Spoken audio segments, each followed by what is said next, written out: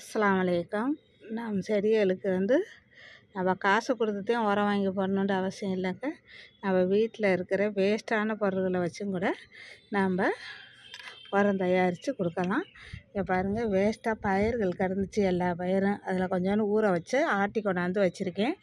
பாருங்க, அதில் ஒரு வாழைப்பழம் இருந்துச்சு, அதையும் நசுக்கி இதில் போட்டு, இங்கே பாருங்கள், நாட்டு சர்க்கரை கொஞ்சம் நுண்ணுயிர் பெருகிறதுக்கு போட்டு நம்ம இதை கலக்கி 3 நாள் அப்படியே ஒதுக்கி வச்சிடணுங்க.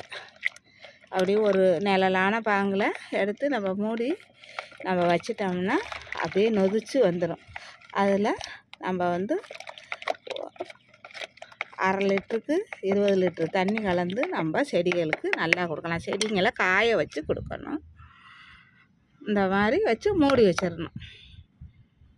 இங்கே பாருங்க, 3 நாள் சென்று நுரைச்சி போயிருக்கு. இதை நம்ம இப்போ இந்த 20 லிட்டர் தண்ணியில் 1/2 லிட்டர் எடுத்துருக்கேன், கலந்து நம்ம கொடுப்போம். இதை பாருங்க, இது கலந்துக்கிறேன். இந்த மாதிரி கலந்து நம்ம கொடுக்கலாம்.